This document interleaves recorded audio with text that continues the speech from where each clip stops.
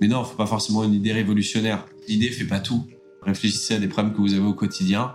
Jim Carrey dit j'ai appris à échouer à faire ce que je n'aimais pas, donc autant faire ce que j'aime. Mais je suis hyper d'accord avec ce que tu disais, faut vraiment déjà définir toi ta propre notion du succès. C'est ça. Et je terminais par ce que m'a toujours dit mon père, manage your expectations. Salut les prosmonautes et bienvenue à bord de cette nouvelle exploration. Son objectif, il est clair. C'est de vous aider à dépasser vos peurs et vos croyances limitantes pour qu'enfin vous puissiez oser le projet qui vous ressemble. Pour ça, on va parler de déclic, on va parler de reconversion, d'élan, et on va surtout parler de comment passer à l'action tout en restant aligné avec vous-même et vos valeurs. Chaque épisode sera comme une escale vers plus de clarté, vers plus de sens, mais ce sera surtout une escale vers plus de vous. Alors si vous êtes prêts à embarquer, on se rejoint tout de suite dans le Prosmos.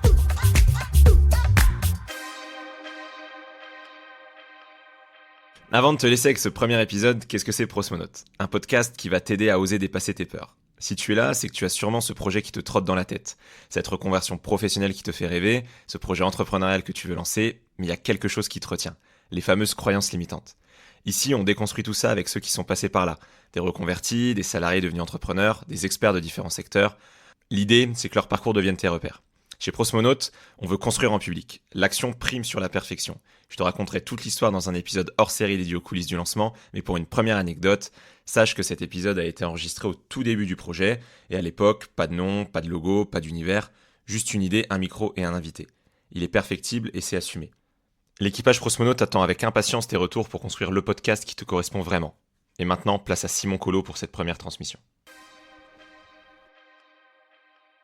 L'idée, c'est comment tu fais pour te passer de ce salariat à l'entrepreneuriat. Et d'ailleurs, on fera un petit quiz après pour démarrer. On va déjà s'amuser. J'ai regardé une étude Ipsos qui dit un peu ça, qui date d'un peu moins d'un an. On va s'amuser et étude Ipsos dans la même phrase. Ouais, c'est un peu antinomique. Le seul. Et donc du coup, l'idée, c'est vraiment ça. Quels ont été leurs freins, les motivations assez fortes et qu'est-ce qu'ils ont mis en place pour passer ces freins-là, ces croyances limitantes. Et ensuite, une fois qu'ils sont dans le monde de l'entrepreneuriat, c'est quoi la réalité, les premières galères, etc. De faire intervenir aussi des gens qui sont de cet écosystème-là. Et voilà, donc l'idée, c'est de transmettre un maximum de retours d'expérience là-dessus et de ne pas interviewer que des gens qui ont réussi, parce qu'il y a beaucoup de podcasts qui interviewent des entrepreneurs à très fort succès. Et c'est hyper inspirant parce qu'ils ont des très fortes réussites et tout le monde n'en est pas capable, même si on dit que tout le monde peut tout, mais il y a un moment quand même où tout le monde ne peut pas connaître ce succès-là. Et donc, du coup, je trouve que c'est difficile de s'identifier à ces gens-là. Tu vois, parce que tu vas pas t'identifier à Elon Musk, à un Jeff Bezos, à Eric Larchevêque, à un Bill Gates. Enfin, il y a un monde, tu vois. Pourquoi pas ? Après, tu peux manquer de modestie et te dire, ouais, c'est Elon Musk, tu vois. Mais je pense pas, tu vois. Je pense que c'est hyper intéressant d'avoir des gens, tu vois, qui nous ressemblent et à qui on peut s'identifier. Et donc, on va arriver sur cette fameuse étude Ipsos qui date d'octobre 2023 pour l'Observatoire d'entrepreneuriat. Est-ce que sur tous les Français de plus de 18 ans, tu connais la proportion de gens qui se projettent dans l'entrepreneuriat sur les 5 prochaines années? Et qu'on 18 piges. Qui ont au moins 18 ans. Ok. Il n'y a pas d'interviewé. Non, vu la pluralité des domaines maintenant qui finalement créent leur boîte, même dans le monde du spectacle, dans plein de trucs, je sais pas, je dirais au moins 30%. Ouais, c'est ça, t'as un gros tiers. C'est vrai ? T'es bon, t'es bon. C'est pas mal, t'as du nez. Je ne triche pas, parce qu'il n'y a pas de vidéo qui prouve ça. Ah, mais attends, merde, t'as la réponse sous les yeux.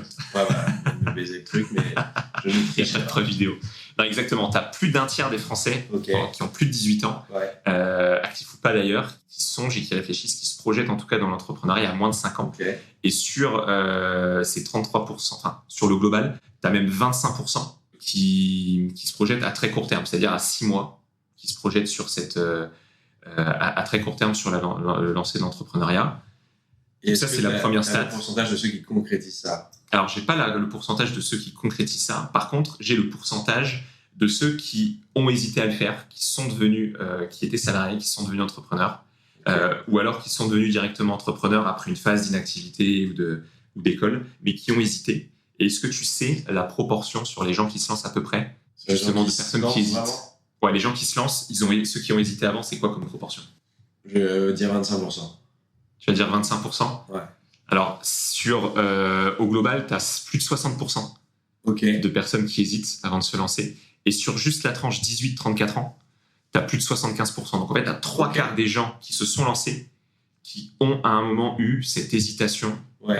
Est-ce que je me lance, est-ce que je me lance pas? Bon, alors après, les causes, elles sont diverses.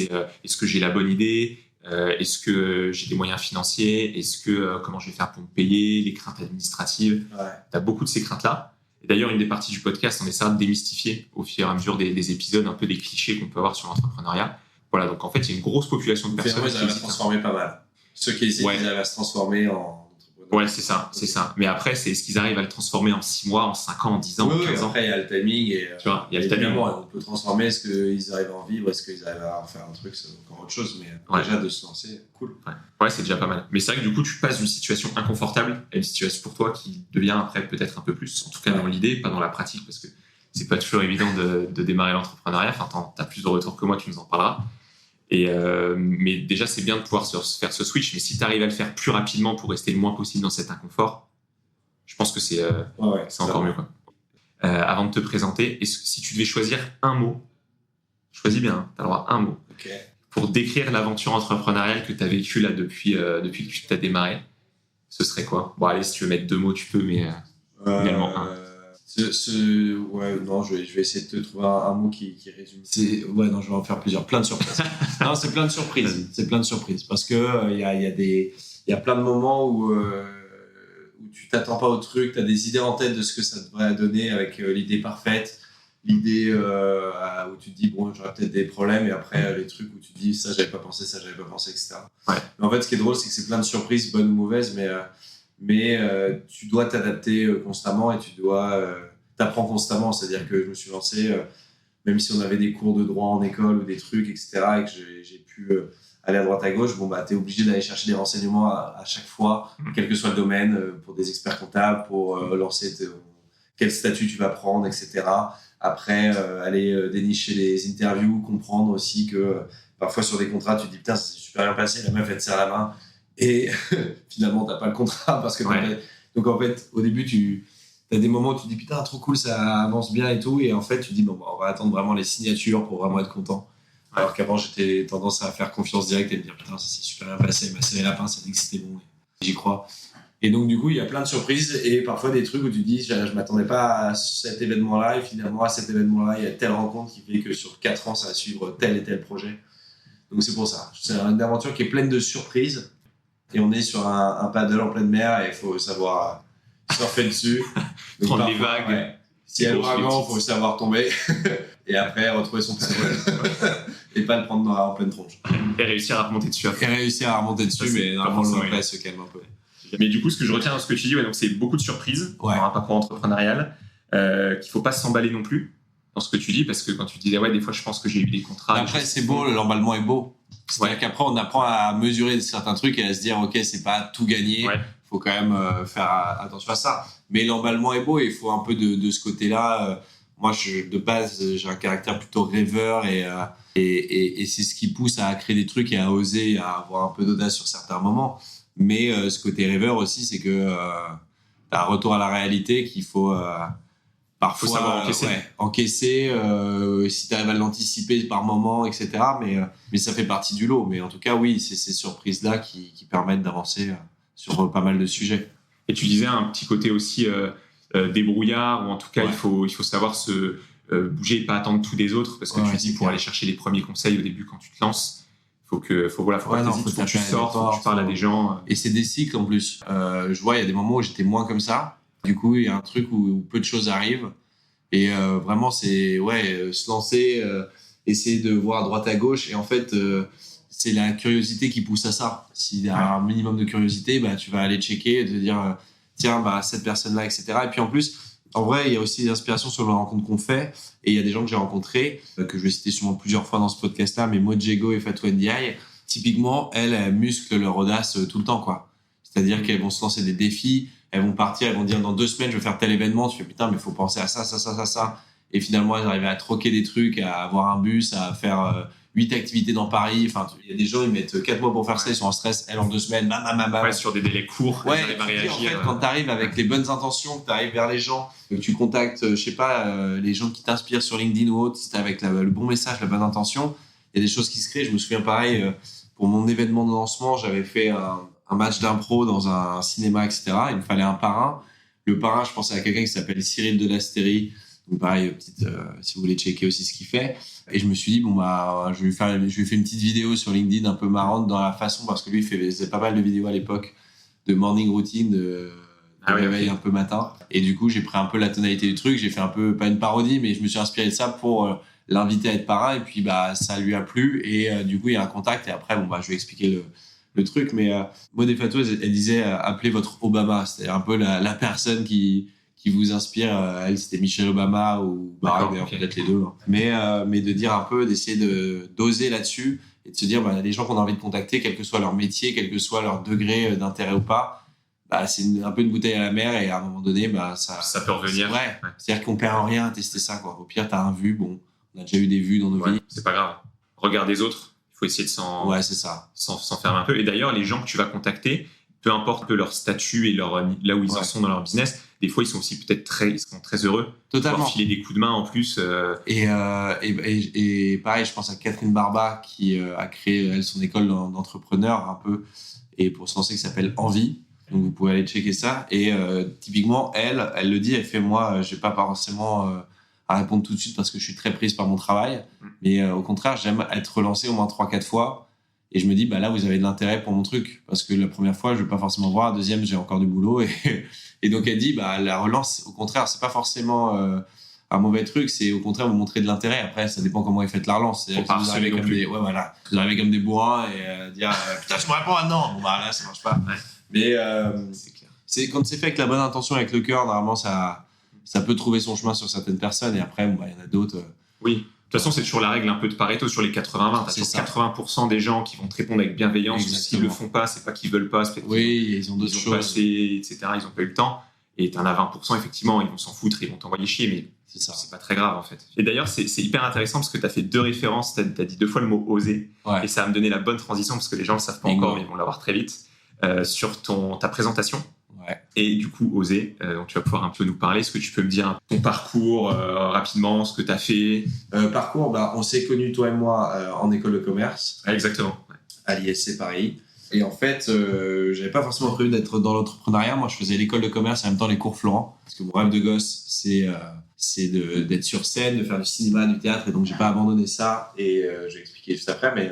Mais en gros, j'avais fait l'école de commerce parce que le deal un peu avec les parents, c'était d'avoir un diplôme pour sécuriser au cas où. Et après que j'ai le diplôme, je faisais ce que je voulais. Le deal un peu sécure et je les comprends, c'était ça. Donc du coup, j'ai respecté le deal jusqu'au bout, même si j'étais très bien aussi au cours Florent. Et en gros, j'ai fait Ligue d'impro, cours Florent, école de commerce. Et pendant l'école de commerce, le fait de faire les cours Florent et Ligue d'impro sur pas mal de projets ou pas mal de... on avait nos entreprises étudiantes, donc on devait présenter pas mal de choses. À l'oral, ça me faisait pas spécialement peur parce que j'étais à l'aise avec ça et ça me plaisait plutôt. Et je voyais dans le regard des autres étudiants putain, il fait cours Florent, il fait des trucs alors que c'est pas ouf non plus. Enfin, c'est un beau nom quand même. Enfin, oui, c'est un beau nom, mais je veux dire, pour l'avoir fait, c'est une école de théâtre, quoi. Ouais. Pas de...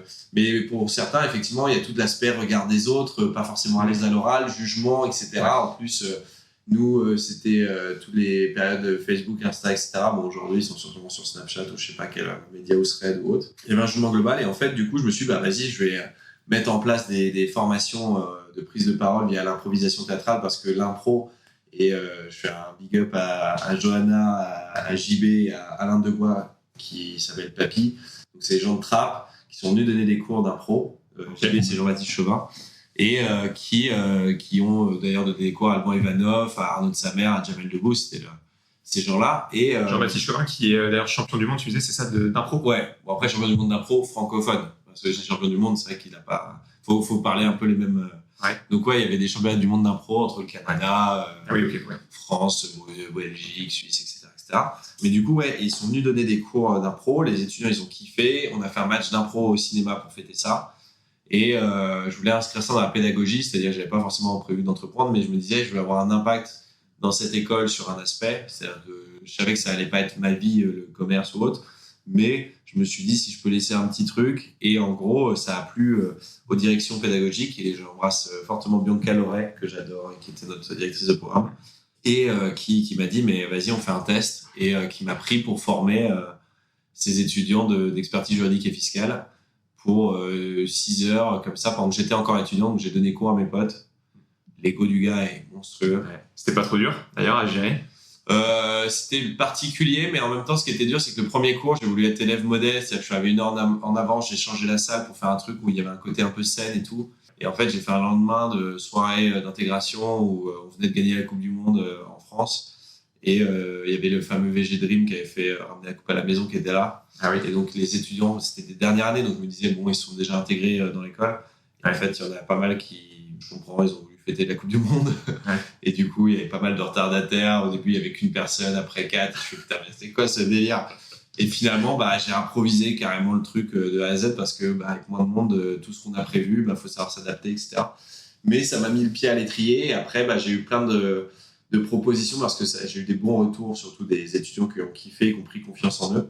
Parce que l'impro, c'est avant tout ça. C'est-à-dire que je n'étais pas forcément le maître de l'éloquence, mais je sais que l'impro, ça te permet de prendre aisance sur scène, de pouvoir improviser, être spontané, être créatif, avoir de la répartie. Et du coup, plus tu as confiance en toi, plus tu vas être éloquent. Après, chacun son vocabulaire. Il faut beaucoup de temps pour former les gens là-dessus. Mais... Et ça, la prise de conscience que tu acquiers via l'improvisation, de toute façon, ça peut se répercuter aussi sur plein d'autres champs de la vie. Totalement. Que ce soit l'entrepreneuriat, exactement. Ce switch-là. Et du coup, ce qui est drôle, c'est que donc, j'étais en dernière année d'entrepreneuriat à l'ISC. Donc, j'ai pu former mon truc. Donc, c'est pour ça que c'était plus simple pour moi. C'est que pendant mes cours, j'ai bossé que sur mon projet. Et donc, j'étais noté même là-dessus. Donc, c'était là-dessus, ils ont géré. C'est que les cours de marketing, j'ai utilisé pour créer mon image de marque, mon truc, etc. L'avocat qui était là pour le droit, il m'a conseillé pour l'aspect juridique, etc., etc. Et les potes de promo m'ont permis d'avoir mes premiers contrats. Thomas Colleux, qui a bossé, qui est un très, très bon ami, qui a bossé chez Nexity au début dans l'incubateur, m'a fait venir pour former les entrepreneurs au pitch et donc qu'ils soient le plus à l'aise possible.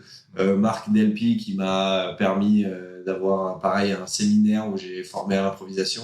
C'est via eux que j'ai eu mes premiers vrais contrats entreprises pour les pharmacies Monde, Nexity. Et après, ça s'est fait petit à petit. Et après, on allait chercher les trucs. Mais c'est comme ça que ça s'est créé. Et donc, j'ai créé ça qui s'appelle Oser, effectivement. Et d'ailleurs, donc en fait, ce que tu dis là, c'est que plus tu es ouvert, plus tu discutes, plus tu as des opportunités en fait qui peuvent naître. Parce que là, tu parlais de personnes à l'école, soit des profs qui t'ont aidé toi pour ton projet, que ce soit des élèves, des collègues. Quel que soit le milieu, il faut aller chercher des trucs. Ouais, c'est ça. Des étudiants qui nous écoutent, demandez à des profs si vous sentez qu'ils sont dans un domaine qui vous intéresse, demandez, ils vont partager leur réseau si c'est fait encore une fois avec la bonne intention.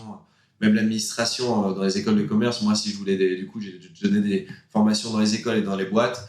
Dans les écoles, ils se connaissent tous. Les directeurs d'école, ils connaissent les autres directeurs, ils se filent des trucs. Et pareil, j'ai eu des contacts comme ça. Cours Florent, j'avais un pote qui était prof de droit à l'ICN à Nancy, Franck Valencia, que j'embrasse. Pareil, il m'a filé un truc là-bas. Donc finalement, le réseau qu'on se crée, on se le crée dans plein d'aspects. Et après, on s'intéresse au truc. Et donc, on avait un incubateur dans l'école. Et l'incubateur m'a permis de faire des concours de pitch, de me faire connaître à la BPI, d'avoir 2-3 trucs pour avoir démarré, connaître les financements de départ. Et après, de se lancer et d'aller chercher des partenariats à droite à gauche. Et, donc plus tu t'ouvres, mieux c'est. Et du coup, avec Oser, tu parlais de la formation là, sur le coaching, l'improvisation. Ouais. Donc là, maintenant, tu le fais, et tu fais auprès de quoi? D'entreprises, d'écoles? Je fais entreprises, écoles. Et en fait, le but, c'est au fur et à mesure, pareil, au début, j'étais parti sur des formations d'impro, mais en fait, après, ça fait maintenant 5 ans, j'ai totalement modulé ça. C'est-à-dire que mon but, c'est de mettre en avant la personnalité des gens que je croise. Et ça passe par des exercices d'impro, mais ça passe par plein de détails où, en fait, dans des écoles, que ce soit commerce, ingé, université, pour des entrepreneurs, pour des boîtes, et je vais fonctionner en fonction de la personne ou des personnes que j'ai. C'est sur des cours d'école, j'ai un programme, mais pour des entrepreneurs ou pour des entreprises, je vais adapter totalement si c'est un séminaire ou si c'est un atelier ou un workshop, je vais totalement adapter aux personnes que j'ai en face de moi pour me dire, je vois déjà ça va. Me dire, par exemple, il y a la voix qui porte, il y a une bonne posture, mais tiens, là-dessus, il peut s'améliorer, tiens, là-dessus. Et comment je vais le faire travailler. Donc, j'adapte en fonction de la personne que j'ai en face. Ouais, parce que là, les entreprises, elles, ce qu'elles cherchent en te faisant intervenir, c'est d'essayer de faire prendre confiance à leurs salariés. Ça peut être, par exemple, des commerciaux qui vont gagner maintenant confiance en eux. Ou de la cohésion aussi. Ou pendant les négos, de la cohésion d'équipe. Peut-être des dirigeants qui vont apprendre quand ils font peut-être des événements auprès d'actionnaires, des meetings, des séminaires, etc., à apprendre à mieux parler, à mieux s'exprimer et à prendre confiance en eux. Et du coup, tu t'es tourné aussi en parallèle, mais ça t'a suivi un petit peu depuis longtemps sur la partie théâtre. Ça, t'as fait un spectacle l'année dernière. C'était mon rêve de gosse de lancer là-dessus. Et effectivement, j'avais les deux parce que à côté, évidemment, tout marche pas du premier coup. Sauf Pierre Linet. Donc encore une fois, si tu m'écoutes, gars, réponds-moi sur Insta, ça me fait plaisir. Mais pas de harcèlement là. Pas du tout. Pierre. Non, mais oui, voilà, ça prend du temps. Et c'est vrai qu'on est un peu lâché quand on fait aussi à côté le théâtre, un peu dans la nature. Après, il y en a qui ont fait les conservatoires et tout. Donc, en fait, c'est à plein temps. Mais c'est vrai que j'avais l'école de commerce à côté. Donc, j'ai été basculé là-dessus. Et donc, ça m'a jamais trop quitté parce qu'en fait, quand je donne des formations, il y a ce côté de scène. C'est-à-dire que moi aussi, je joue un peu avec eux, je vanne avec eux. Et je voulais toucher un peu à tout. Mon idole absolue, c'est Robin Williams. Et lui, il faisait de la scène, des trucs d'impro, de comédie, d'humour, de stand-up. Et en même temps, il pouvait être acteur de cinéma, acteur de théâtre. Et en fait, ça m'a jamais quitté sur les 5 ans. Parce que, donc oui, effectivement, il y a eu la période Covid, qu'on a tous connue. Et ça a fait un cliché, mais période Covid, j'ai eu un moment de... un déclic dans ma tronche. Non, c'est qu'en fait, je donnais des cours en visio, donc prise de parole en visio, ce qui est un peu biaisé parce que je peux pas vous faire travailler votre voix, je peux pas vous faire travailler vraiment votre posture parce que t'es assis. C'est très particulier. Mais il y avait vraiment une autre demande qui était une demande des étudiants, notamment des boîtes. C'était plus au côté cohésion, donc faire des jeux d'impro, c'est assez simple à faire comme ça. Mais des étudiants, il y avait vraiment un côté où ils étaient dans une sorte de déprime parce que pour certains, ils venaient de quitter parfois leur pays ou leur famille ou autre. Ils venaient et ils s'enferment dans 25 mètres carrés, 20 mètres carrés et ils n'ont pas de contact parce qu'ils sont enfermés pendant 3 mois. Et donc, il y a un truc où il fallait divertir un peu. Et donc, j'ai repris goût encore plus à ça, à ce moment-là, de me dire, putain, là, je me sens utile et je sens que je donne un peu de bonheur aux gens. La note, on s'en foutait à ce moment-là, ça sert à rien, de note de communication alors qu'on est en visio. Bon, ça sert à rien de faire un QCM là-dessus, quoi. Et donc, là, j'ai ressenti vraiment un besoin de ça. J'ai écrit des choses, j'ai testé des choses dans mon garage, en live Insta, des vannes. J'ai écrit mon Comedy Club, mon Garage Club, je sais pas comment on l'appelait. J'étais entre des poubelles et des vélos et du coup, ouais, j'ai testé mes trucs. Et donc, un peu comme le côté entrepreneurial, c'est-à-dire que j'écris mes trucs, je teste comme tous les mecs qui font ça en Comedy Club et je dis, bah vas-y, je fais un live Insta. Et après coup, je me dis, je serais plus en stress de faire ça aujourd'hui que là, quand j'ai fait, ça m'a paru, mais logique. Donc, parfois, tu te recrées des stress après. Tu te dis, j'étais capable de ça et maintenant, je stresse parce que je suis plus à l'aise avec ça ou quoi. Et du coup, je me suis lancé dans l'écriture et j'ai eu un co-auteur et metteur en scène, Bruno Cadillon, qui m'a accompagné, qui lui a 30 ans de métier. Et on a écrit le premier seul en scène qui a tourné pendant 1 an sur Paris, sur différents théâtres. Et c'était un rêve de gosse de jouer plusieurs soirs par semaine. Ma meuf était moins contente parce que je lui ai pourri plein de week-ends. On n'est pas parti. Mais... C'est le revers de la médaille. Voilà. Et après, on est parti à un moment donné. Mais donc la base, c'est un peu la confiance en toi qui te permet de dépasser ces croyances limitantes que tu peux avoir psychologiques. Exactement. Et l'improvisation que toi t'enseignes, sur lequel tu coaches, c'est un facteur énorme, on va en parler après, justement pour réussir à prendre confiance en soi. Exactement. Là-dessus. Et il m'a appris un truc, tu vas me dire si c'est vrai. Vas-y. Oser, je pensais que c'était pour le verbe oser, et donc probablement c'est ça. Enfin, en partie, on va voir. Pour le jeu de mots. Et il m'a sorti une signification du coup que j'ai appris, c'est organisation de spectacles et d'événements récréatifs. Pas du tout. Mais c'est putain, pas ça. Si j'avais su. C'est pas ça. Non, j'avais fait un acronyme parce que. Comme quoi, attention à l'intelligence artificielle. C'est ça. Quand on pose les noms, au début, je me suis dit, il faut que je fasse un truc où j'aurai jamais de problème avec le nom. Et donc, j'avais mis oser en acronyme et j'avais mis oralité, savoir-être, réparti. Savoir-être, réparti. Donc voilà, non, mais c'était marrant. J'ai fait le test. Bon, il m'a plutôt bien, il m'a parlé de ce que tu faisais, il m'a parlé de ton spectacle ensemble, etc. Je te montrerai après. Et du coup, donc tu t'es lancé directement, donc tout le monde le fait pas. Est-ce que quand même tu as eu des moments de doute, des moments de peur, parce que tu as eu cette opportunité qui est venue à toi pour te lancer directement. Tu me disais que tu t'étais lancé assez vite sans trop te poser de questions, finalement ça s'est un peu coulé de source. Mais est-ce qu'il y a un moment où tu as eu un peu des peurs, des freins, où tu t'es dit en fait j'ai peut-être retourné vers le salariat? Il y a plein de moments où tu te dis mais j'ai 2 frangins, Pierre et François, qui ont des jobs de salariés, voilà. Et parfois je les vois et je me dis putain, c'est vrai que c'est cool. Parce que ça a des avantages aussi. Ouais, c'est ça, c'est-à-dire que tu as l'avantage de évidemment, ça dépend des métiers de chacun, mais eux, sur leur métier, ils font du lundi au vendredi à fond et tout. Mais c'est vrai que le week-end, je pense que le taf sort quand même de leur tête. Ils ont leur salaire qui tombe quoi qu'il, etc. Et donc, il y a des trucs où je me dis, putain, cette partie-là est cool. Ouais. Après, évidemment, ils ont d'autres problèmes que tous les salariés peuvent avoir. Parfois, peut-être des pressions, du taf, des trucs qui vont pas comme ils veulent. Donc ça, c'est sûr. Et ça, je pense, c'est pour tous les salariés. Mais c'est vrai que c'est cet avantage-là où parfois tu as des mois où tu dis putain là j'ai rien rentré, ou ça galère, ou ça machin. Tu te dis tout n'est pas tout blanc, tout noir. Pourquoi je me suis mis là-dedans et ça dure 5 minutes et en même temps tu t'es mis là-dedans parce qu'il y a aussi une liberté qu'on se crée, c'est-à-dire qu'on bosse à fond pour avoir nos trucs et parfois ce taf-là n'est pas rémunéré direct, mais les fruits que ça porte pour la suite ça amène des choses et en même temps, on a notre liberté, quoi. C'est-à-dire que j'organise ma journée comme je veux, et après, effectivement, si je fais rien, il se passe rien. C'est vrai que la grosse différence, c'est que le salariat, t'as une sécurité, une sérénité. Exactement. Un peu plus, même si, comme tu l'as dit, il y a des boulots, tout n'est pas tout blanc ou tout noir, il y a des problèmes, etc. Mais grosso modo, tu sais qu'à la fin du mois, sauf si dans une toute petite boîte qu'il y a des galères, mais grosso modo, tu auras ton salaire en fin de mois. Le soir, le week-end, tu peux couper. Généralement, il y a des boulots où c'est pas évident, mais tu as quand même certaines sécurités et sérénité. À l'inverse, quand tu deviens entrepreneur, il faut pas que tu le fasses non plus que pour l'argent. Je pense que si tu fais que pour l'argent, c'est compliqué. C'est clair. Parce que tu as cette envie de liberté, tu as un projet et tu as quelque chose qui t'anime. Mais c'est vrai que souvent, un des premiers freins, je pense que ça doit être celui-là de côté financier, de se dire, putain, on se lance dans un truc, je vais pas être serein, et ça dépend des gens parce qu'effectivement, on est habitué à plein de confort, peut-être, et on se dit, ça veut dire que pendant tant de temps, on va peut-être abandonner ça. Mais moi, ça vaut le coup. Enfin, je savais dans quoi je m'embarquais là-dessus. Et en même temps, je m'embarquais avec un truc où j'avais du soutien. Enfin, déjà, mes frangins, par exemple, me soutenaient dans mon truc, ma famille. C'est vrai qu'ils n'étaient pas forcément... Mon père et mes frères, ils ont un peu le même principe ils ont fait école, taf, etc. Donc, j'étais un peu le premier à entreprendre un truc, mais finalement, j'étais soutenu. Ils suivaient un peu le truc, ils s'intéressaient aux trucs. Donc, c'était assez drôle là-dessus. Donc, je me sentais pas seul là-dedans. Et je sais pas, je me suis dit, il y a toujours un moyen. C'est-à-dire que si je rate, je trouverai un taf, quoi. Ouais, et puis de toute façon, tu parlais tout à l'heure de l'âge et on le voyait dans le sondage Ipsos, les 18-34 ans, c'est ceux qui hésitent le plus.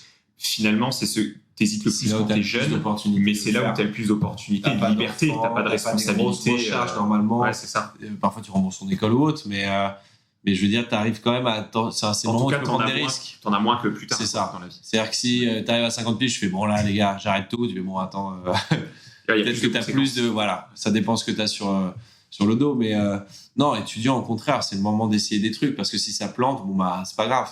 Enfin, on peut faire autre chose, et je sais pas, je me suis toujours dit que après avoir fait justement ces études-là, ce diplôme-là, et d'avoir ça se vend auprès des entreprises aussi, une expérience comme ça. Donc je me suis dit, je retrouverai un travail. Si c'est que l'aspect financier, un travail, je me démerderai pour en trouver un. Ouais. Ça, je peux comprendre ce frein, parce que d'ailleurs, on va arriver sur ce sujet-là. Parce qu'en fait, c'est vrai qu'en France, je trouve que c'est en train d'évoluer avec les nouvelles générations, etc. Ouais. Mais en France, comparé à d'autres cultures anglo-saxonnes, aux États-Unis, etc., t'as quand même, quand tu rates, c'est quand même pas super bien vu. C'est-à-dire que quand t'as des échecs dans ton CV ou des trous, t'as testé des trucs, à l'époque, maintenant, c'est un peu mieux vu, tu le vends mieux, parce que t'as un peu plus cette culture entrepreneuriale, start-up, etc. maintenant en France.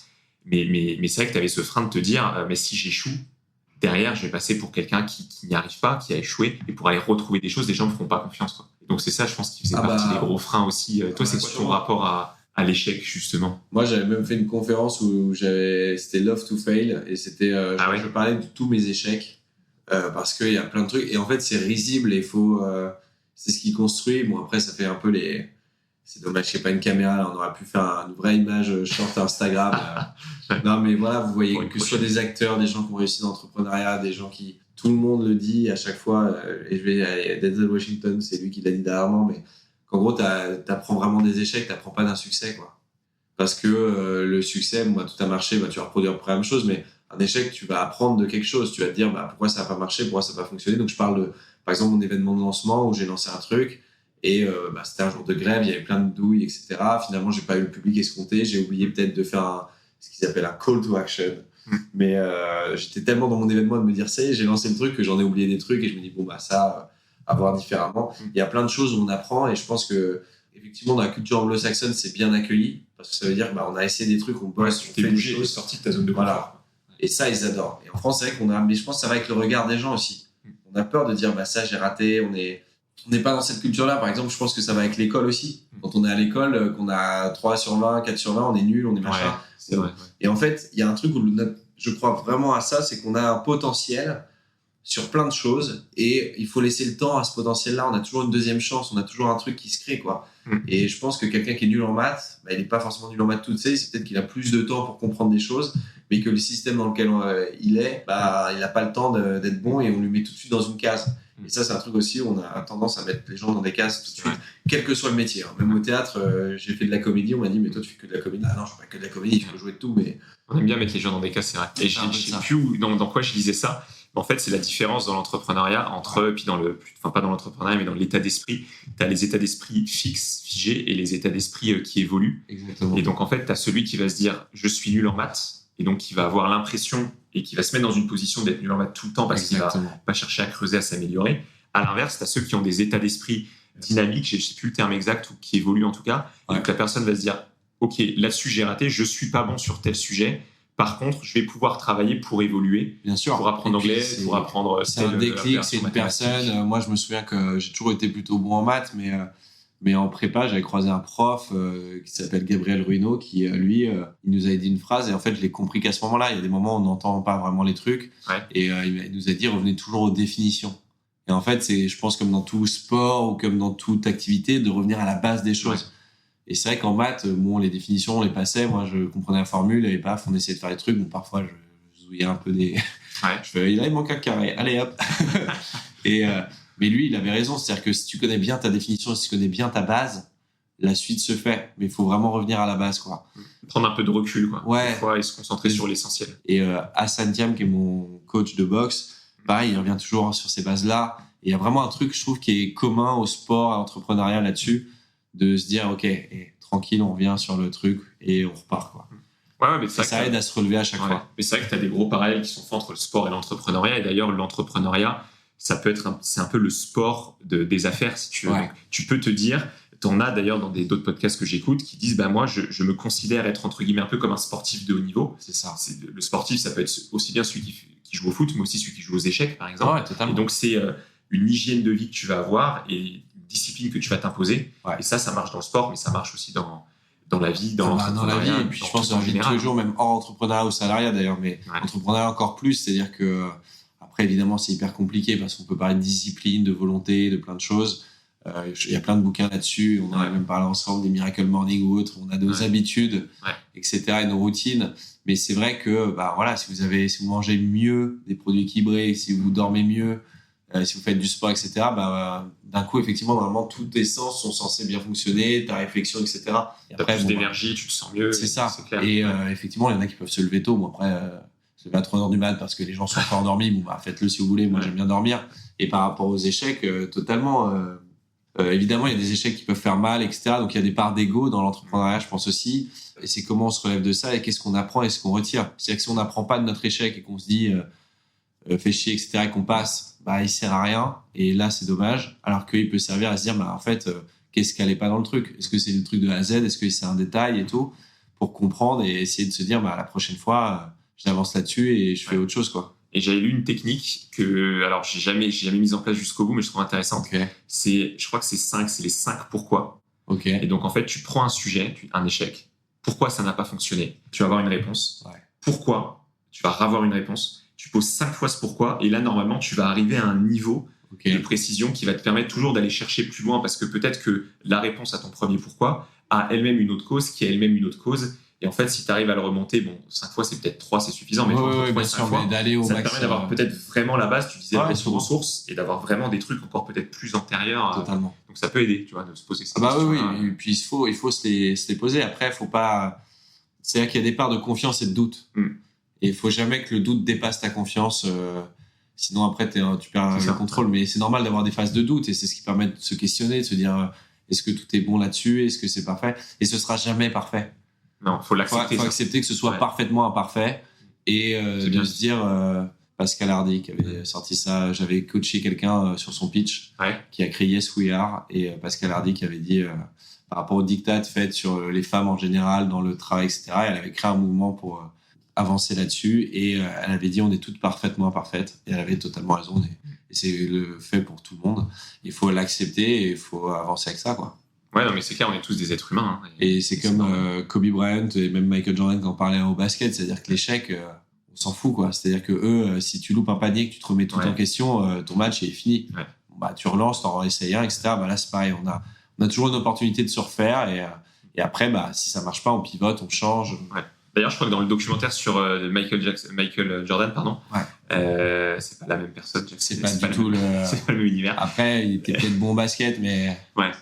Et puis l'autre était peut-être bon en chant, mais peut-être pas au même niveau, quoi. Ouais, je l'ai juste vu dans Space Jam, mais. Et du coup, je crois que c'est Michael Jordan quelqu'un lui demandait, voilà, qu'est-ce que ça vous fait de rater un panier? Ouais. Il dit, rien, en fait, je l'oublie, je me concentre tout de suite sur le suivant. C'est clair. Et je retente jusqu'à ce que ça Il fonctionne. dit, j'en ai raté des milliers des paniers, quoi. Et ça, c'est pas ce qu'on retient. Et d'ailleurs, pour arriver sur se refocaliser un peu sur les croyances limitantes, dont on en a parlé un petit peu au début, c'est quoi pour toi, quand tu coaches des gens sur l'improvisation, etc., les croyances limitantes ou les peurs, les principales que tu peux voir, tu vois, que tu peux observer chez les gens? Ils ont peur d'être devant les gens. Ouais. C'est la base du truc, c'est-à-dire qu'ils sont lancés devant les gens, ils sont pas à l'aise, donc tu vois dans leur posture, il y en a qui ont besoin de sécurité, donc ils s'adossent au mur, ils ont les bras dans le dos, ils se regardent tous, ils sont pas à l'aise. En fait, moi, du coup, maintenant, je les mets direct dans le bain, c'est-à-dire que premier fois que je les vois, je parle à 5, 6, 7, voire 10 personnes, je les mets en ligne et je dis, tu vas présenter la personne qui est à ta gauche. Et donc, parfois, s'ils se connaissent pas, c'est pas grave, tant mieux, je dis, t'inventes sa vie. Et en fait, ça me permet de voir comment ils parlent, s'ils arrivent à porter leur voix, etc. Et en fait, ça dédramatise un peu le truc. C'est un exercice tout simple. Et en fait, l'idée, c'est de casser ça. C'est-à-dire que t'en as qui vont être là, mais non, mais c'est gênant, machin, etc. Ouais. Parce qu'ils ont peur du regard. Et en fait, à partir du moment où tout le monde le fait, tout le monde se prend au jeu. Ils disent, en fait, c'était pas si compliqué. Non, donc, t'as la peur du regard. T'as l'impression de faire un truc où t'es gêné. En fait, si t'es gêné, tu le fais ressortir aux gens, tu vois. Donc ils vont dire, c'est ça qui gêne les gens. Ouais, c'est ça. Ouais. Alors que une fois que tout le monde le fait, finalement, tout le monde se prend au jeu, il y a rien de gênant et ça crée une bienveillance, quoi. Et en fait, comme les gens ont peur du jugement, il faut créer tout de suite l'environnement de bienveillance et montrer que on est tous du même. Ouais. Et donc en fait, tu t'aides les gens, parce que l'idée c'est comment les gens qui ont ces croyances-là ou qui n'osent pas, qui se sentent gênés, comment est-ce qu'ils arrivent à ne plus l'être? Est-ce que soit il y a une technique particulière ou est-ce que c'est le fait de voir les autres et l'environnement positif, de se sentir rassuré par l'environnement qui les aide à se lancer? L'impro, c'est du groupe. Ouais. Après, tu peux improviser tout seul, mais tu as besoin des gens pour créer une histoire, pour créer quelque chose. Et donc, évidemment, moi, l'idée, c'est au début, j'ai fait tous parler pour voir déjà à l'oral comment ils sont, parce que souvent, il y a l'aspect prise de parole pure. Ouais. Et la partie confiance, c'est que je fais toujours des choses en groupe. Donc, j'essaie de voir ceux qui sont déjà à l'aise, ceux qui sont moins à l'aise, les mettre ensemble, d'essayer de créer un truc où ils vont s'aider mutuellement, finalement. C'est-à-dire que l'un va travailler son écoute, parce que quand on est à l'aise, on a envie de prendre la scène, on a envie de parler, on a envie de se mettre en avant plus que l'autre. Mais là, il faut laisser un peu de place. Et quand on laisse cette place, l'autre va se dire, je l'ai à côté au cas où, et je vais me lancer. Et en fait, c'est de créer ça par la cohésion et par le groupe, qui prennent confiance en eux, qui se disent, dans un environnement bienveillant, en fait, ils peuvent prendre tous les risques qu'ils veulent. C'est une impro, c'est-à-dire qu'il n'y a pas de mauvaises impros. Il y a des impros qui vont avoir plus d'impact ou pas, mais on s'en fout. L'idée, c'est de se lancer, de créer une histoire, de créer un truc. Et en fait, ils se lancent et parfois, faut du temps. Et moi, je te dis, je me souviens d'une étudiante. Au début, elle osait même pas dire un seul mot. Elle était tétanisée. Ouais. Mon objectif, c'était pas de la rendre à l'aise de ouf. C'était sort une phrase devant des gens. Et déjà là, c'est une première petite victoire. Et pour elle, c'est une victoire de ouf. Et en fait, c'est chacun à notre niveau, quel que soit le niveau de base, c'est se lancer des petits défis. Et de se dire, moi, imaginons si je suis très à l'aise, c'est quoi mon défi suivant? C'est d'essayer d'avoir, je sais pas, une telle salle ou d'aller faire tel stand-up ou autre. Elle, c'était, faut que je parle. Et donc, on va faire en sorte que tu sois le plus à l'aise possible. Et à la fin du cursus, elle a pu même faire une sorte de mini-discours. Ah ouais, génial. Donc, elle était hyper contente. Et puis, il y en a, à la fin, c'est vraiment une thérapie aussi. C'est-à-dire que ça dépend de ce que les gens ont vécu dans leur vie, etc. Et j'ai vécu des cours, mais incroyables, où 2-3 anecdotes différentes. Il y en a un, par exemple, j'étais pour Next City, on était dans une école à Argenteuil. C'était le lycée Georges Braque. Et c'était des jeunes étudiants qui devaient être en seconde et qui devaient imaginer la ville de demain. Et je suis arrivé pour faire de l'impro au début, pour les mettre en jambes, et après, ils devaient pitcher des projets. Mais au début, pareil, eux, tu sentais dans la salle que les élèves, ils se regardaient, ils se jugeaient, et la façon de se mettre en avant, c'était un peu de se clasher. Et moi, j'arrivais, hey, coucou, tac, et ils se disaient, mais c'est qui ce gars, tu vois? Et il y en a une, elle m'avait regardé de haut en bas, elle m'a dit, mais t'es gênant, wesh. C'est qui ce rigolo, quoi. Ouais. Et je fais, et du coup, je me suis dit, vas-y, je vais imiter, on va se marrer. Et donc là, tout le monde se marre et tout. Et finalement, il y en a qui ont commencé à oser le truc, quoi. Et je me disais, mais attendez, il y a des choses à aller chercher chez eux qui sont ouf. Et en fait, ils ont que ça à demander, c'est-à-dire qu'on les mette en avant. Et l'impro les a mis en avant. Et en fait, ce qu'ils ont fait, ils étaient à l'aise. Et le lendemain, quand ils ont présenté leur truc à l'auditorium de Next City, donc pour eux, c'était ouf. Ils étaient dans une grande salle avec des dirigeants de Next City et tout. Pas évident. Ils présentent leur truc, ils étaient tous en petits costumes, ils étaient trop mignons. Et ils ont géré, quoi. Ils ont fait des présentations de projets avec des projets qui tenaient la route. Et à un moment, et c'est le moment d'audace que je trouve ouf, il y en a deux, le temps que le jury délibère il y avait une sorte de gain pour les gagnants. pour le meilleur projet. Et il y en a 2 qui sont venus en disant est-ce qu'on peut chanter le temps de. Moi je me dis mais là il y a pas plus ouf que Audace. Moi je pourrais pas. Enfin déjà parce que je chante pas ouf, mais et les 2 filles chantent Ray Charles a cappella et elles emportent le public et je suis là. Incroyable. Ouais. Et c'est des gens qui n'avaient pas confiance en eux parce que ils ont 15 ans, ils sont dans un lycée où avant au collège on leur avait dit vous êtes nuls, vous êtes machin, etc. Et ils ont des profs qui étaient géniaux parce que c'est des profs limite des parents pour eux en plus des leurs et ils ont du talent de ouf dans plein de trucs. Et donc ils ont besoin qu'on les aide à débloquer un peu le truc. Et c'est eux qui débloquent les trucs, c'est-à-dire que cette opportunité pour eux, c'est un moyen de. Et donc il y a des gens comme ça qui lâchent des choses en fait. Ouais. Et tu te dis mais c'est des talents de ouf. Et j'ai eu des étudiants où parfois il y en a qui ont fini en pleurs à la fin de me dire c'était trop cool, merci et tout. Je dis non mais tant mieux pour toi, tu vois, j'ai rien fait de spécial, mais il y en a qui ont su lâcher des choses. Et selon les groupes que tu crées, en plus, ils lâchent encore plus de choses. Et là, parfois, je fais merde, je maîtrise plus rien. Ouais. Arrêtez le truc. Émotionnellement, je pense que ça doit être assez intense parce qu'en fait, c'est intéressant ce que tu disais sur l'éducation, l'enseignement, etc. C'est qu'en fait, ces croyances-là, c'est toi qui te les construis tout seul. En fait, tu t'enfermes toi-même dans des barrières, tu mets des barrières, tes propres barrières.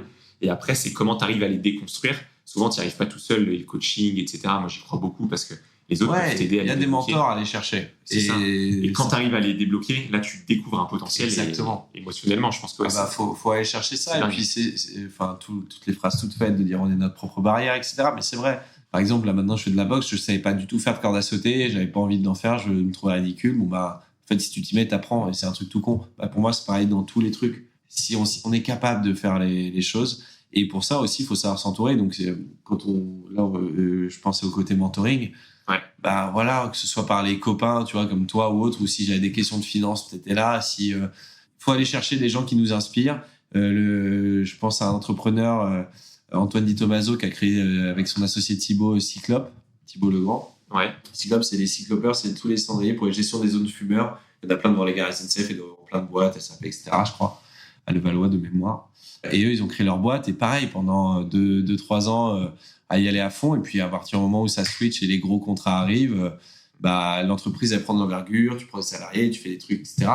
Mais ça a été un mentor de ouf aussi. Parce que, par son expérience, par sa façon de bosser, sa détermination, etc., on se dit, putain, ça me motive, quoi. Ouais, on va chercher et puis il t'aide sur des choses. C'est-à-dire que s'il y a des questions, c'est ces gens-là aussi qui vont y répondre et qui vont enlever des stress, des doutes, etc. Ouais, complètement. C'est intéressant ce que tu disais sur les phrases bateau un peu qu'on dit. Ouais. Mais en fait, c'est parce que j'ai l'impression qu'on cherche des fois des trucs trop compliqués, alors qu'en fait, on va juste te donner un conseil. Tu vas dire, mais vas-y, n'importe quoi, si c'était aussi simple, tout le monde le ferait et tout. Non, c'est si simple, mais juste les gens pensent que ça ne fonctionne pas ou n'osent pas faire. Et cherchent toujours des trucs pour se rassurer, pour se donner des prétextes de finalement ça marche pas. Ils cherchent des solutions toujours plus compliquées. Alors qu'en fait, applique juste déjà les trucs. Total. Et peut-être que ça va t'aider petit à petit. Mais j'adore en plus. Petits objectifs. Tu vois, j'adore ces citations. Mais il y en a où ça coule de source et effectivement, il y en a où on peut se dire c'est trop simple parce que ça dépend, on n'est pas dans la vie des gens et ça dépend du contexte qu'ils ont. Mais la réalité, c'est qu'effectivement, il y en a où c'est vrai. En fait, c'est un truc pour muscler un peu nos audaces de te dire pour un moment, je l'ai pas fait, mais je suis capable de le faire. Et en vrai, ça a été le cas. C'est qu'avant de coacher des entrepreneurs chez Nexity, mon pote m'a donné le contact. Le mec, il fait, vous avez déjà fait ça? J'ai fait, oui, j'ai déjà fait ça. Alors que non. Et je me suis dit, bon, c'est pas sorcier. J'ai déjà donné des formations. J'ai pas fait ça spécifiquement, mais j'en serais capable. Et donc, ça muscle l'audace. Donc, c'est bon pour certaines choses, mais n'allez pas chercher des métiers. Ouais, c'est clair, à risque. Non, mais c'est aussi, il y a un autre truc, faut pas confondre, tu sais, t'as simple, complexe, et en face, t'as facile, difficile. C'est pas parce que quelque chose est simple, dans la phrase qu'on va dire, que c'est facile à appliquer, tu vois, ou quelque chose de complexe peut être aussi facile. C'est juste que, voilà, donc faut pas confondre tous ces termes-là. C'est clair. Et tu vois, des trucs très, très simples, mais c'est pas évident pour toi, c'est difficile parce que ça va contre les barrières que tu t'es créées ou les idées que t'as. Juste, faut essayer de les mettre en place. Donc, c'est vrai qu'il faut pas faire la confusion. Et ces notions-là sont bonnes dans tous les domaines. Jerry Seinfeld, il disait par exemple pour la comédie que c'était simple, mais pas facile. Ouais, exactement. Ça part d'un truc où effectivement c'est simple, tu te dis de faire rire, mais en même temps, quand tu y vas, pas facile. Non, et puis tu peux avoir des trucs, des idées qui sont un petit peu complexes, mais qui, une fois, ou des plans qui paraissent complexes parce qu'à long terme, parce que beaucoup d'étapes. Ouais. Mais en fait, quand tu le détailles bien, en fait, c'est facile dans la pratique à appliquer, mais tu as quelque chose de complexe. Donc ça, c'est hyper important de le faire. Ouais. Et pour finir sur le mentoring, les coachs et tout, moi, j'en suis hyper convaincu et j'en ai pris conscience récemment. Là, D'ailleurs, demain, je me fais coacher. J'ai commencé un premier coaching avec une Coaching ancienne de quoi de l'ISC Paris qui s'appelle Ludivine Gilles. Je sais pas si tu vois qui c'est. Ouais, je vois qui c'est. Donc voilà, bon, si jamais elle écoute, petite dédicace aussi. Et en fait, elle va m'aider sur. Le mec qui part en couille. Ouais, c'est ça. Mais du Il coup, y a trop de gens invités. de quoi? Et en fait, c'est du coaching. Elle va m'aider beaucoup sur tout ce qui va être l'organisation. Ok. Un peu, c'est du coaching mindset dirigeant. Ok. Un petit peu, et c'est quand tu deviens entrepreneur, ou c'est même, ça peut être appliqué sur d'autres sphères, mais c'est comment tu fais pour atteindre des objectifs, pour y voir plus clair, pour peut-être être plus efficace, plus productif, pas t'éparpiller, pas te perdre, tu vois. Et donc c'est vraiment là-dessus qu'elle va m'accompagner. Donc c'est le défi qu'elle va avoir, c'est de réussir à dire ok, comment tu définis les priorités, comment tu clarifies ta vision, et après comment tu essaies d'y aller tout droit pour que ça roule. Et en fait, je me dis, même si c'est des choses où je pense que dans le fond, c'est des choses que tu sais mettre en place. Non, mais tu te perds, etc. Et le coach, il va te dire, là, tu te dévies, et tu es un peu un arbitre, un miroir, quelqu'un à qui tu rends des comptes, et qui va te dire, attends, là, tu dévies, etc. Parce que tu peux pas être jugé arbitre d'une partie, quoi. T'as raison, et moi, ça m'est arrivé plein de fois en fait, je fais en fonction de ce qui tombait. Ouais. Les trucs, t'as largement le temps de t'en occuper, et tu les passes pour autant en prio, alors que t'as pas besoin, quoi. Donc, c'est bien d'avoir ça va être cool. Ouais, non, je pense que ça va être une bonne expérience. Bon, on verra, je te dirai. Et du coup, sur cette notion, donc pour finir sur les croyances limitantes, le fait d'oser, etc., est-ce que toi, tu te rappelles d'un exemple, d'une situation dans ton parcours où tu as vraiment dû oser un truc, mais vraiment qui t'a marqué, tu as dit, bah voilà, tu as dû oser peut-être discuter avec des amis, aller voir l'administration à l'ISC, des choses comme ça. Est-ce qu'il y a un truc vraiment particulier qui t'a marqué, qui t'a dit, putain, là, c'est dur, mais je vais oser, je vais le faire? Pour ton premier spectacle, peut-être Ouais, en fait, après, il y a des trucs où c'était pas si dur que ça. C'est-à-dire qu'à partir du moment où tu te lances, non, c'était des petites parts d'audace. Après, les moments où j'ai osé, par exemple, comme je te disais, là, le fait de roder un spectacle dans un garage en live Insta, sans réaction de public, sans rien, sans savoir si ça marche, et de le faire et de se mettre à nu comme ça. Là, je sais que pour le coup, j'avais osé faire le truc, mais en fait, sur chaque étape, j'ai eu des petites étapes où je me dis, en fait, c'était quel était l'autre défi. Et là, on va dire qu'actuellement, on va passer plutôt sur ceux qui sont passés, parce que c'était pas, je trouve qu'il y avait pas non plus des audaces de malade là-dedans. Mais par exemple, là, pour le prochain spectacle, là, je suis en train de me roder dans les comedy clubs, et donc je repars dans des comedy clubs. Ouais. Et donc là, on va dire que c'est le côté où je repars dans un truc où je vais me faire les contacts pour pouvoir, parce qu'il y a tellement de gens qui font ça, que la place dans le comedy club, donc je fais ça. Ouais, c'est ça. Donc je fais ça, et là je suis en train aussi de travailler sur une série, j'ai écrit le pilote, je vais tourner ça. Donc pareil, ça va être ma première expérience de réalisation, en plus de jouer dedans avec des amis, et de proposer ça à des boîtes de prod à côté. Donc c'est un peu aller chercher effectivement les gens à côté, mais non, dans ce que j'ai pu oser, effectivement, d'aller voir les gens, de proposer ça alors que j'étais encore étudiant, c'était un peu sorti du contexte. Je me suis dit, bizarre, tu vois, mais ça s'est fait. Et en fait, quand tu as les bonnes intentions, les choses se mettent en place, et donc il suffit de taper à une porte. Mais c'était pas des défis monstrueux. Mais après, il y a aussi avec les gens, Fatou, NDI et Mojego, j'ai osé des trucs où jamais j'aurais fait. Capable avant. Ouais. Où on partait sur des événements, on savait pas ce qu'on allait faire, et finalement, tu vois, j'avais jamais coaché quelqu'un en one-to-one, et grâce à elle, je l'ai fait, et le pitch était fou, et il y avait d'autres coachs qui étaient bien plus capés, qui bossaient à l'UNESCO, qui bossaient pour le Louvre-Lens-Vallée, pour des grosses structures, et les gens se retrouvaient vraiment en mode, putain, mais t'as fait du super boulot, et je suis non, en fait, c'est elle, c'est juste qu'on a trouvé un déclic, et donc t'as aussi pas mal de syndrome d'imposteur. Ouais, je comprends. Quand tu fais des trucs, tu te dis, putain, en fait, plein de fois, je me suis dit, mais j'ai aucune légitimité pour coacher, ou pour, tu vois. Et finalement, ça se fait, quoi. Ouais. Mais après, je pense que tu vois, le coaching, et ça, c'est peut-être une mauvaise vision qu'on a, mais par exemple, quand t'entraînes ou quand t'es coach, etc., tu dois pas forcément avoir eu un énorme succès dans ce que t'apprends. En fait, le but du coach, c'est aussi des fois de pouvoir aider la personne à trouver ce petit déclic, ce petit chemin. Et des fois, en fait, tu peux juste, en 5 minutes, débloquer une situation.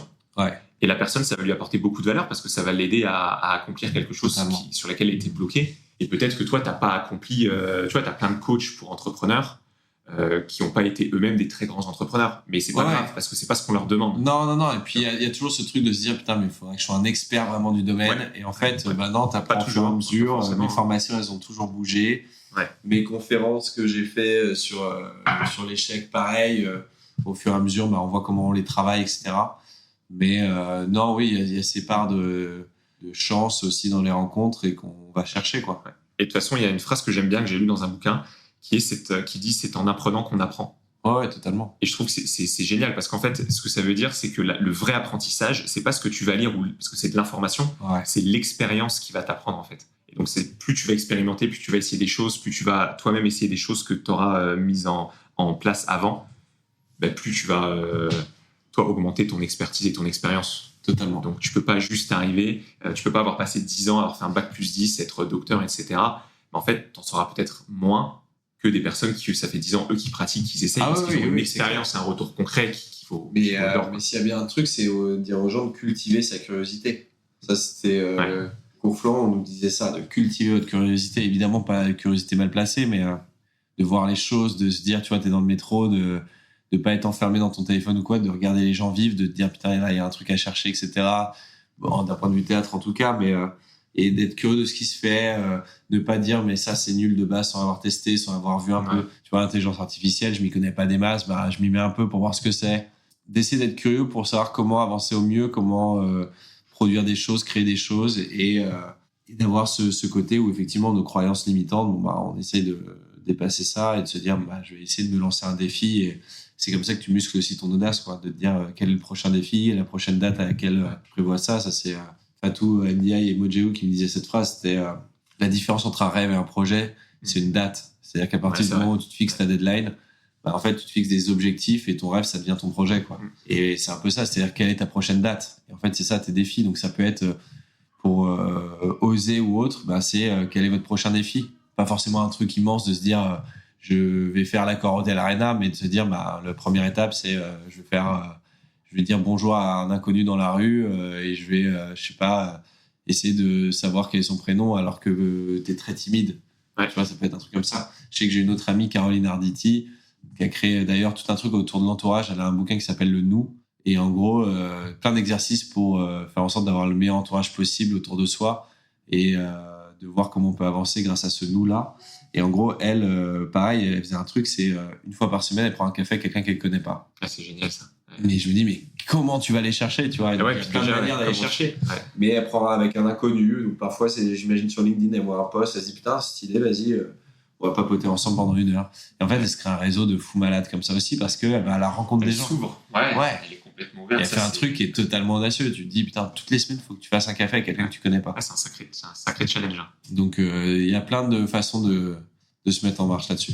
C'est marrant, les gens vont croire que tu as les questions sous les yeux, mais tu as anticipé justement une de mes questions, qui était de dire si tu as un ou deux conseils pour les gens qui aimeraient réussir, justement, qui sont un petit peu dans cette phase de croyances limitantes, qui n'ont pas trop confiance en eux, qui n'osent pas, qu'est-ce qu'ils pourraient faire? Et donc, les 2 conseils, toi, que tu donnes dans ce que tu dis, si j'ai bien compris, c'est d'essayer de cultiver toujours ta curiosité, de toujours t'ouvrir et de pas d'avoir un avis préconçu sur les choses, mais d'essayer d'aller creuser.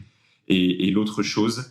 De se lancer des petits défis, quoi. Ouais, c'est ça, pardon, j'avais perdu un peu le fil. Non, de se lancer des petits défis. De se lancer des petits défis. Et ouais, c'est ça que je voulais dire, c'est de mettre des dates. Ouais. Donc de te mettre des petits défis, pas trop ambitieux, parce que sinon ça te décourage. Non. Et des petits challenges. Et puis il faut que ce soit des courts termes à chaque fois. Ouais. Parce que si tu peux avoir un gros défi pendant... moi, par exemple, mon objectif, c'est dans 3 ans et demi, je suis à l'Olympia. Mais d'ici là, j'ai 1000 défis à faire, de remplir telle salle, de faire tant de comedy club, etc., etc.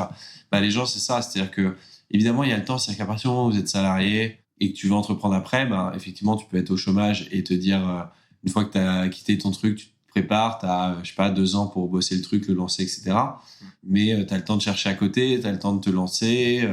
Il y a plein de temps comme ça. Et donc, c'est ces moments-là où on peut se lancer des petits défis pour se dire, vas-y, je vais me lancer là-dedans. Ouais, complètement. Et je suis d'accord avec toi, il faut que le système le circuit de récompense soit assez court parce que sinon tu te démotives. Ouais, totalement. Il faut que tu arrives à avoir des petits accomplissements réguliers et comme ça te motive à aller toujours un peu plus loin. On cultive un peu sa curiosité, on se renseigne aussi qu'il y a plein d'aides possibles en France.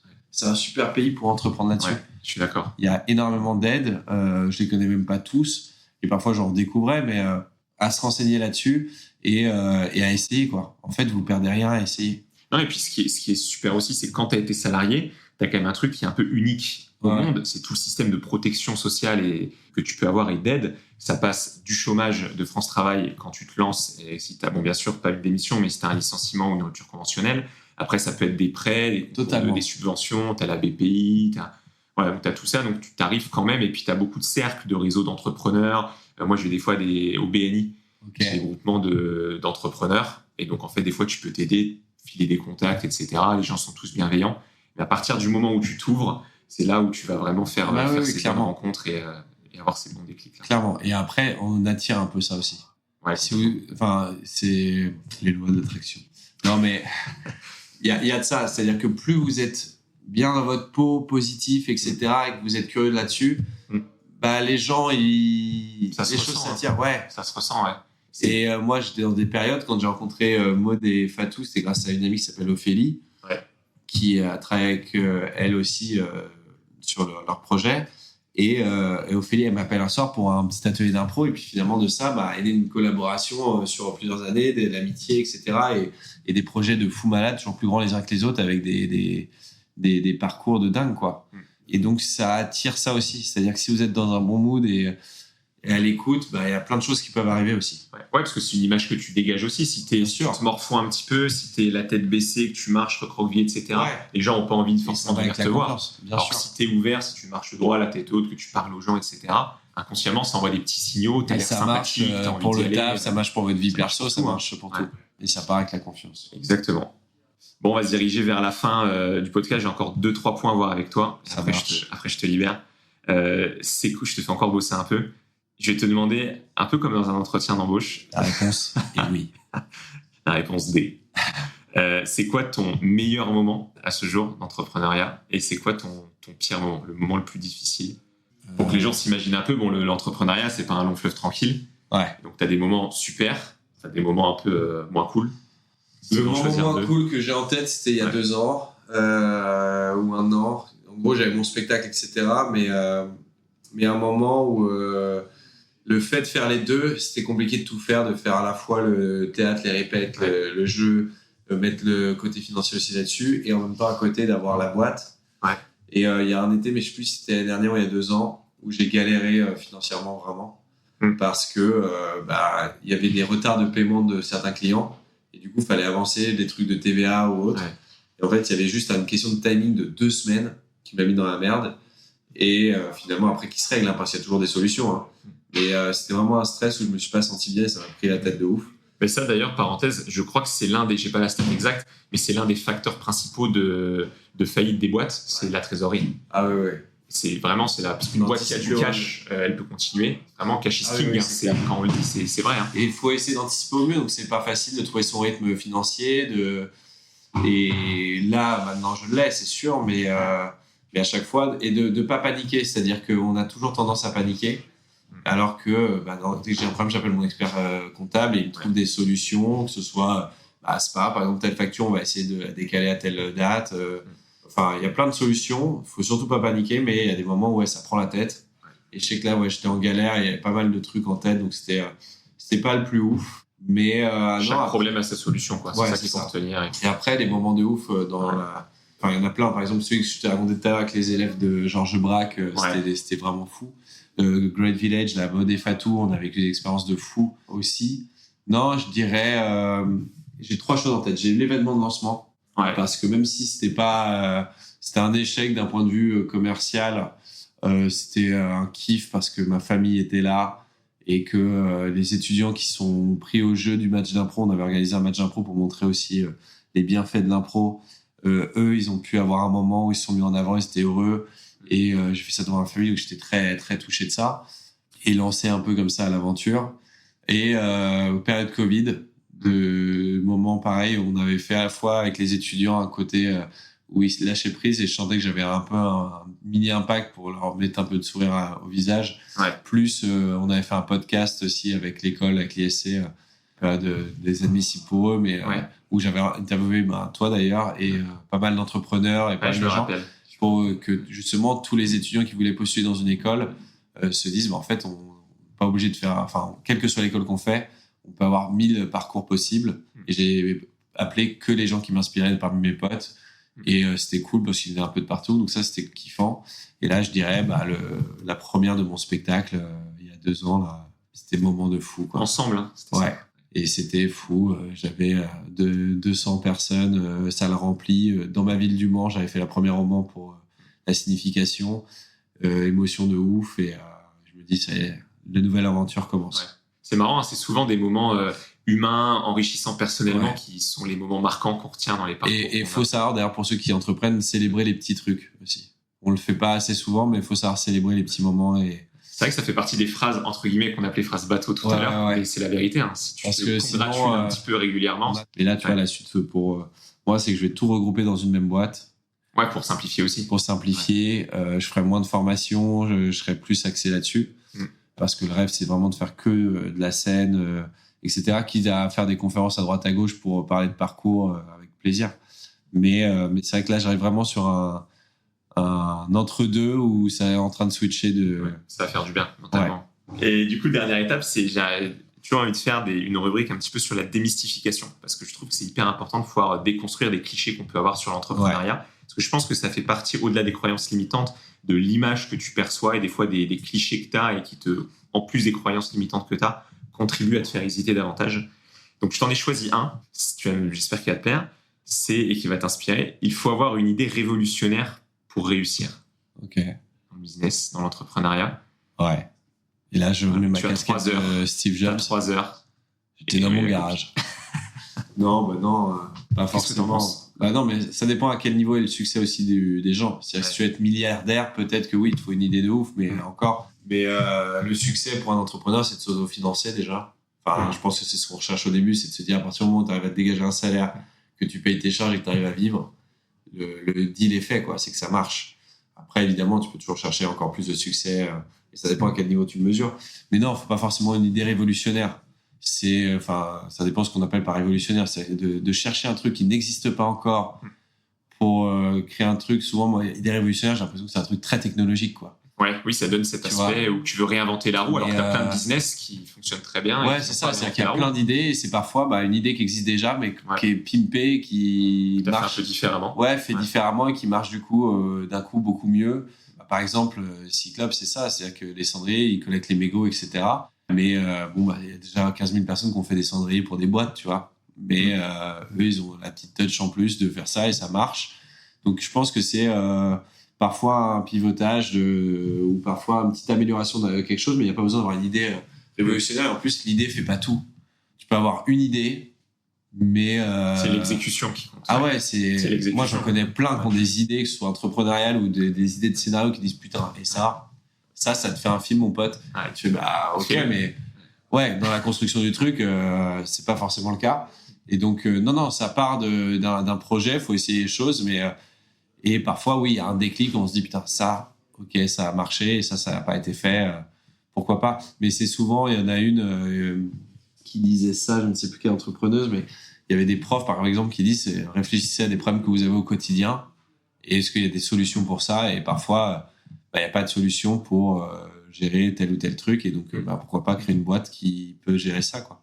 C'est vrai que quand c'est un sujet qui te touche, déjà qui t'intéresse vraiment, et en plus qui a été une contrainte pour toi, la probabilité que tu mettes beaucoup plus d'efforts et que ça arrive, ça fait une différence énorme par rapport à quelque chose qui te parle pas et tu as juste voulu y aller pour de mauvaises raisons, pour l'argent ou autre. Et je trouve que c'est ça qui fait que quand tu reprends même des business des autres, des fois on dit ouais, c'est mal vu, tu copies et tout.